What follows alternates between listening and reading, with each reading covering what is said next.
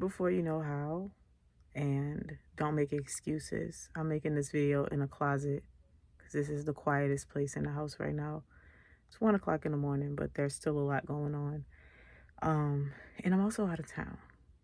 No excuses. Do the thing that you want to do and like don't let up. So anyway, and this, you know what's crazy? This has nothing to do with what I want to do because I really don't have to be making these videos, but I'm really enjoying it. So anyway, I took some notes about what I want to talk about today. Start before you know how. So the first thing I wanted to say about that is there's 3 things that I feel like are really important to starting before you know how.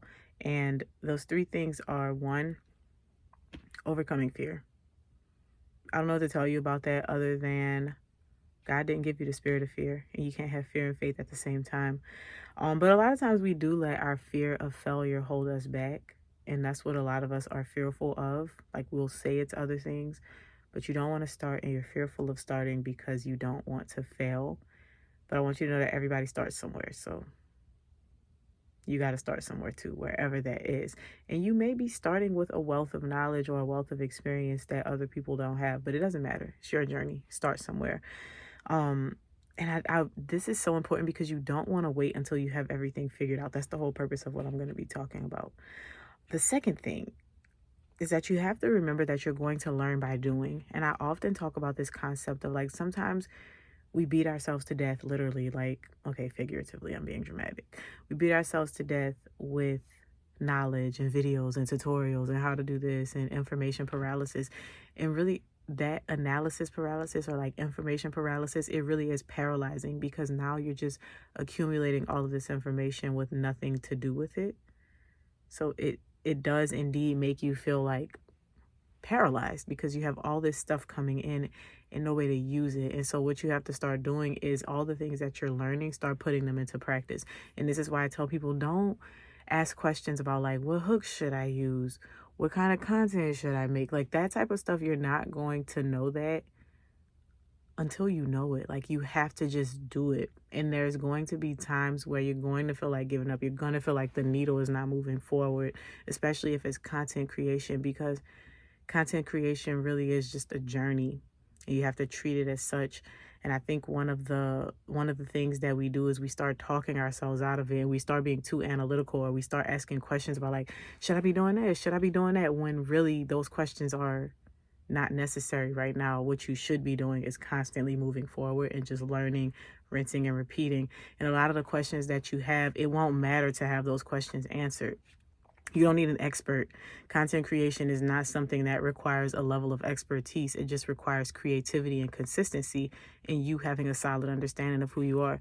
So nobody can really tell you what type of content to create.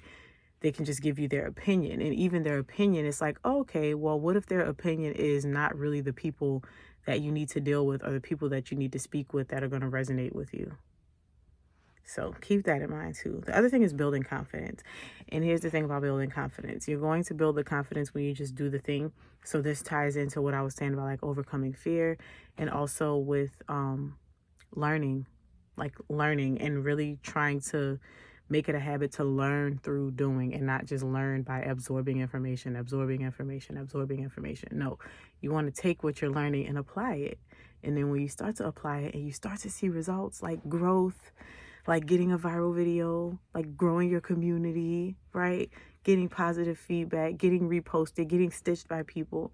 Those are things that are going to enhance your confidence and your ability to say, wow, I am able to do this. Like, I am good enough. I can do these things.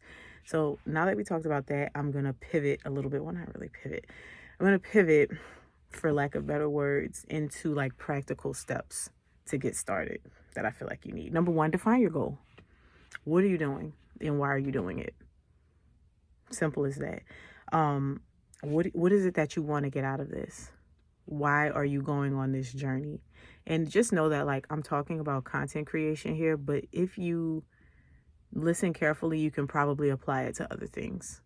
Starting a business, sustaining a business that you already have, switching your career choice, figuring out what you want to do with your life outside of like the internet. So yeah, I'm talking about content creation, but just know that this could apply to other things too.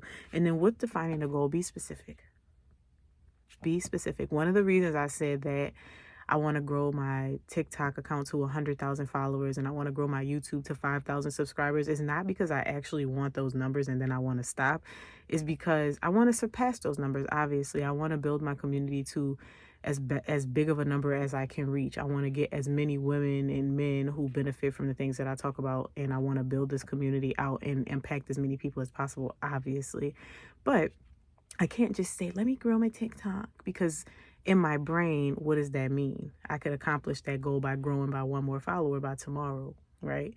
But we have to have things like tangible points so that we can know if we're actually hitting these goals. So whatever that is for you, just make sure that you're being very specific about those things. The second thing about that is breaking it down, right? So maybe you do want to grow on social media, or maybe you do want to start a business or whatever, but those things are so vague. Starting a business is so vague. Growing on social media is so vague. How can you take that and break it into smaller things that are actionable? Like, okay, I want to grow on social media, but then what does that look like? That's when you put the milestones in. You say, okay, I want to grow. How far do I want to grow? Or what is a goal that I can meet within the next 6 weeks? Or how many followers do I want to have? And granted, some of the things that you set as goals, you have no control over. If you say you want to lose 20 pounds, you can't control how much weight comes off, but you can control what you do to move you in that direction. So you can't say, oh, I want to lose 10 pounds by the end of the month, and then you know for sure that it's going to be 10 pounds. You could do everything that you're supposed to do, and it can be 8 pounds, it could be 12 pounds. You can't control exactly how much weight comes off. You can only control the energy and effort that you put in that's going to push you toward the goal. So understand that even if you say you want to grow to 20,000 followers, you can't control how many people decide to follow you. You can only control what you do to line up with that goal. So you don't want to stress over the numbers that you set. You just want to set the goal and then become the person. Sorry, y'all, I'm not sitting, so I keep adjusting. You just want to set the goal and then become the person who would hit that goal based on your habits, based on your practices, right? And then the third thing with that is going to be, I mean, these kind of go in one and the same, but I'm calling number 3, setting a timeline. When you set your goal, say how long you want to do it. So if you want to lose 20 pounds, how long? I'll lose 20 pounds over the course of 2 months. Because you can just say, I want to lose 20 pounds. And then in your mind, if you never set a date, it's like, well, I'll lose them eventually. I'll lose the weight eventually. And every time that you want to like go against what it is that your systems are telling you you're supposed to be doing, you're going to cop out, because you're going to be like, oh, I got time. I'm going to lose the 20 pounds eventually. This is just my cheat day. But if you say, I want to lose 20 pounds in 3 weeks, now, one, you have to adjust your lifestyle, because you also don't want to be the person that sets short-term goals and then have this milestone, and then when you hit the milestone, you crash and burn. But you do still need to have a timeline for these goals. And then the goal is to adjust your life, not just temporary changes to get to this goal. So what I've noticed, and this is a personal example, what I've noticed about this last 30 days, like the month of November, I've been waking up every day, going live from 6 to 7, spending another hour to do my content, and then just being very intentional with like this brand that I'm building, this platform that I'm building. I went from only having TikTok to having YouTube, to having a podcast, to having a blog. I have a website now. I moved all of my products from Gumroad to my website. I went and put the podcast on all these different platforms. And these are all things that I've been able to do just because I'm thinking about like, okay, sustainability. I'm thinking about not just, oh, I want to hit 100,000 followers and then I'm going to be done with it. I'm thinking about me wanting to hit 100,000 followers by January 31st or by the end of the year even. It's more to do with being able to have a number that I can hit. But as I'm going through this journey, you know what's happening? I'm not thinking about the finish line so much as I am thinking about my daily habits. And I'm like, oh, I'm becoming a person who is able to sustain having an audience and who is able to connect with all of these people. And it's like it's second nature. Creating content is second nature. I don't even think about it anymore. I don't like put pressure on myself anymore. I don't say, oh, it has to be like this. I just make the content, and it's easier to do that because I've been doing it for like months, but this month in particular, I've been very strategic about it. I've been very systematic about it. And so now it's just going to be something that I've built this muscle up. So this habit is just going to keep going, and that's going to help me to move toward where I am, so that when I hit these goals, it's not just going to be like, oh, glad that's over. No, I'm going to hit the goals and I'm going to keep going, right? So that's the beautiful thing about that. Something else that I put as like a side note: embrace imperfection. You're not going to be perfect. You don't have to pressure yourself to be perfect. You just need to do it. You just need to show up. The perfection, or moving toward perfection, is going to get better as you continue to go. So for instance, my ability to get my point across quickly has evolved. I've always been a person who could speak very well, but like speaking on camera and speaking to an audience through my camera, because I'm talking to no one right now, and then I'm putting it out there, and eventually people are going to see it, right? That's something that's like, ooh, that's kind of strange at first, but you can't beat yourself up about your creation. So if you're making vlogs and you don't think your vlogs are the best, you still have to put them out. You just have to keep working that muscle until it gets better, because that's just how it works. You're going to make mistakes. It's a learning process. Number 5 is going to be seek support. That's the other thing that I put on there. I don't know if I would call that number 5, but seeking support looks like having people around you that might have similar goals. And if you don't have the people around you that have similar goals, then what you would want to do is create it. And this is like, it sounds daunting to people, but that's exactly what the accountability circle was for me. I decided to do the accountability circle because, as I mentioned, I do have people in my life who are supportive, or who would be supportive, but it's one thing to talk to people about what you have going on and they support you, and it's another thing to talk to people about what you have going on and they're doing the same thing. So not only do they support you, literally came in the room and interrupted my video. So now, instead of being irritated, I left, because it was very irritating, because they knew I was in there recording. It felt like it was done on purpose. I'm not going to be upset. I just came to the stairwell, so let's finish up. I was talking about seeking support, and I started that group. I started the accountability circle to help other people, yes, but like I was saying, it's so different to have people that support you and support you, and you're like, hey, I can talk to them about this thing, versus having people who support you and they're also trying to do their own pursuit, or they have their own thing going on.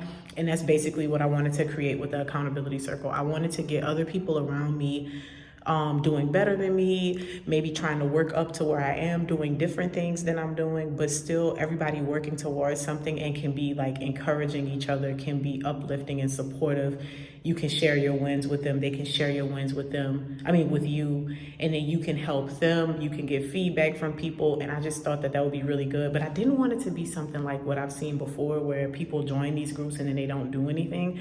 I don't want to be inviting people to do something and then 3 months from now they're still doing the same thing. So I was like, how can I do this in a way that makes people have to do something, right? And so what I came up with was, if you join this group and you don't turn in your assignments every week, you get kicked out of the group.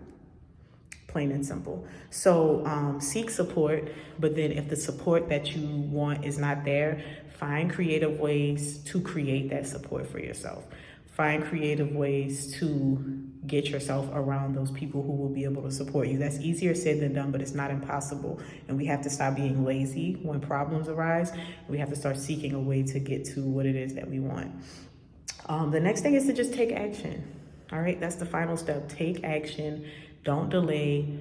Don't sit on your ideas too long. Don't wait for things to get better. Don't wait for your circumstances to change. Take action. Embrace being imperfect. Embrace the fact that you're not going to know everything at first. Embrace the fact that you might be doing it scared. There are some videos that I put in my drafts, and sometimes I'm like, should I post this? I don't know if I should post this. And then I'll just be like, girl, post that video. What's the worst that could happen? You get canceled? Oh, well, it happens every day. Life goes on.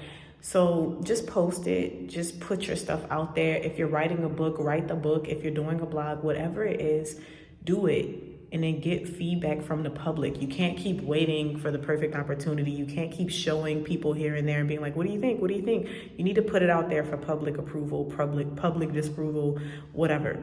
You need to put it out there and get feedback, and not, we're in the digital age. We're in the age, this is the best time to be a person who's creating something, because you can reach thousands and thousands of people from one space. Like, Are you kidding me? In the matter of 6 months, I have amassed 100,000 people to be on this journey with me, and 2.6 million some odd people have liked or engaged with the things that I talk about, and even more than that have actually seen it or experienced it.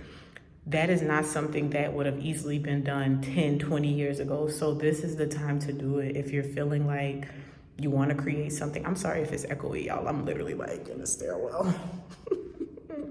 But if you're feeling like you want to do something, if you're feeling like you have something to put out there, don't delay. Stop putting it off. Just do it. Okay? Just do it and move on and keep it going. And there were two things that I wanted to mention. So two people who came to mind when you think about like real life examples of people who didn't take a traditional route and they still became successful. Harry Potter. And I didn't want to include this example because I don't personally read these books for a variety of reasons. But J.K. Rowling, she actually was a struggling single mother, and she started writing in the midst of those circumstances, and we all know how that turned out for her, right? And then the other one, everybody knows Steve Jobs. I did not know that he didn't have a degree. I didn't know that. I thought that he was like a college graduate. But he began with his partner in a garage, and that's basically what they did. They went from where they were and they continued learning, continued working, and they built their brand from being in that garage. I have a feeling this light's gonna turn off soon because I'm not moving. But anyway, those are two people who did it. I am a random person on the internet who started with, I don't know, 0 followers on TikTok, and then I started taking it seriously and I started posting my random thoughts. And I hope that if you find this, you're inspired, because here I am, not even 6 months later, knocking on 100,000 followers, and the last 45,000 that I have came within the last 30 days. So you can do it if you're consistent and you put your mind to it. Do it.